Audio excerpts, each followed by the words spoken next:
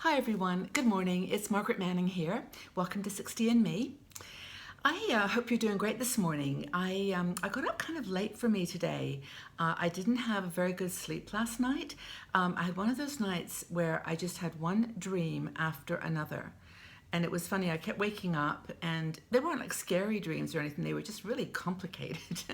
and just lots of people from my past and conversations and situations, and they were all just really like hurried, and it seemed there was an urgency to get things done. So there was this low level of kind of panic through it. It was just an interesting night of dreams. Do you ever have that kind of night?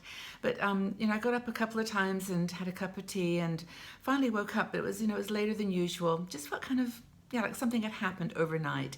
And it made me actually reflect, because they say that, when you look at a dream, the analysis is more important than the dream itself. So the first thing I did was to make a cup of tea. And I picked up my Assam tea. This I bought when I was traveling in Slovenia. I found a really cool little shop, and my cup of tea is helping me this morning. It's kind of got me through a kind of a weird night. But anyway, going back to the dream and my Assam tea.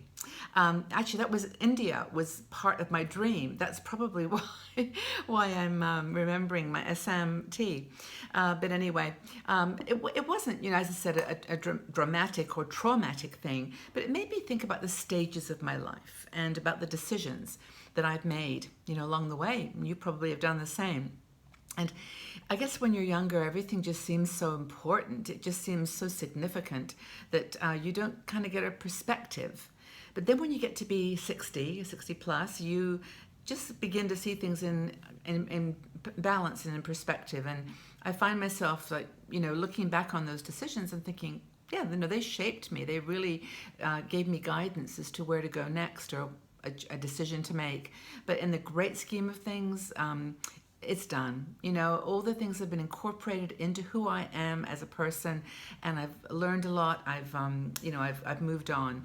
So I think that's what really inspired me to talk to you today about an article by Barbara Waxman. She's a blogger of ours, and she wrote a story called "Curating Your Life After 60." And curating for me as a word means kind of picking out the highlights, like picking out the good parts, or organizing.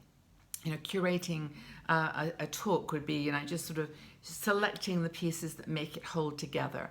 So I started to think about that, and she suggests that, we don't have to be adults anymore when we're in our 60s, that we don't have to make decisions for anybody else. We just have to make them for us. And of course, we've got all these different complex situations that we've created. Our children and their children, and the workplace that they're in, and decisions they're making. But it's not your decision. It's theirs. And I think, and it's their experience. And that's what she's trying to get at here, is that it reminds me of a chat with Dr. Bill Thomas a few months ago now, where we talked about the stages of life. And he talked about, it's usually childhood, adolescence, and adulthood. That's kind of the stages that we go through. And he says, actually, there is a fourth one, and he calls it elderhood. And elderhood is really where you kind of don't need adult supervision anymore. You don't have to be an adult. And I think that that's really, it frees you. It frees you up to take a look at your life and to create this gallery. This is what Barbara suggests you do. And one thing she says to do is to take an inventory of all the people in your life. The people that you are very close to, kind of form concentric circles. People that have the same beliefs as you, same values, people who have the same interests. Then perhaps it's the people who have the same social views. Just kind of look at all the different lenses on how you can, connect with individuals. And then you can start by doing some very simple things. You can evaluate. You can evaluate kind of what's happened in your past, and who are those people that really felt at the time like they were just part of your DNA. People that you just really thought were so significant, and they may be people that were at the time very, very important to you. But it's time to kind of evaluate who is gone from your life, and who, what you learned from them, what you got from them, but then move on and to let new people into your life. I think it's super important to just let things be and let them go gracefully. I think it's a very important life lesson. And then once you've evaluated who's in your life and who's new in your life or who you're open to meeting in your life, you can then start to explore and be committed to exploring. Join a class, take a new activity that you've never done before. Be like a kid again. Go, oh my gosh, that's really cool, and dive into it. Try to not have any preconceptions and just embrace whatever that new experience offers you. Think outside the box. You don't have to be limited by what you think you should be doing. Just explore new options and embrace that possibility. Of course, a lot goes on into this new stage of your life where you're bringing with you baggage or worries or fears, hesitancies about life. Maybe you've been hurt or led to a place where you're not so trusting of people, and that's important to explore, that you put a little bit of that behind you and move on. Another thing is to then engage. Once you've done an inventory, you've looked at your options and figure out who's in your life and who's not, and you started to explore new adventures and new challenges, then you can really engage. And what this really means is to have your heart and soul in it. Now, it may be that you're wanting to do something to bring back something to the world, to help others, to do some community or volunteer work. But when you do that, just try to dive into it as deeply as you can without any expectations. Another thing is to do a business or start a new interest that you've got. For example, when I started 60andMe 4 years ago, I honestly didn't know where it was going to go.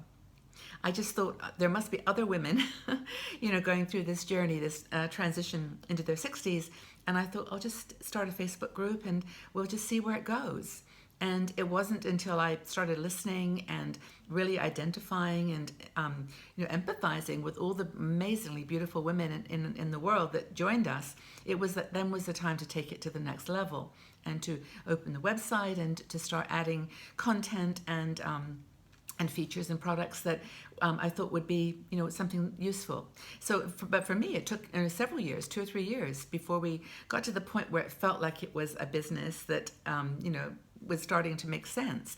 So I think that's important, is that give it time. Whatever your big vision, your big dream is, don't expect it to happen overnight necessarily. It could happen really quickly, but just get your whole heart and soul behind it to engage.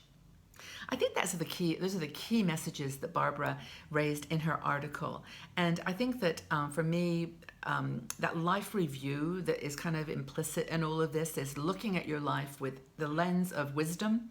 You've been through stuff, you've done everything in the world for other people, you've tried your hardest to be a good mom or a good wife or a good person, and that's all perfectly good. That's wonderful. But now it's time to just stretch yourself a bit and open your heart and your life to new potential. So to really curate your life with a fine lens, a fine tooth comb, but then just to embrace something new and wonderful. So I think that's inspired me for the day. I don't know about you, but I feel like I'm ready to, just to keep going with 60andMe, for example, for me, and to just keep my eyes and ears open as to what you want and what's important to you. And I'm counting on you, by the way, to let me know. If you see things that you really do love, let me know that. Something about the website or the Facebook group that you love, or things that you want to see that aren't there yet. Things you might want us to offer, new products or new ideas. Let us know, because reading minds is one of my many aspirations, but I'm not very good at it yet. No, seriously, we would love to know your feedback.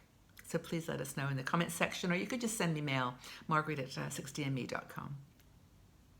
Okay, everybody. Well, look, I would like to ask you one last question before we close today, and that is, what are the most important things in your life now in your 60s? You've curated your life, you've sorted out what's important and what's not. What are the most important things to you in your life? Thanks again for being here, everyone. I hope you've had a fabulous day, and go out and do something fun, and embrace yourself and give yourself a big hug. And I will see you all back here again really soon. Take good care. Bye-bye.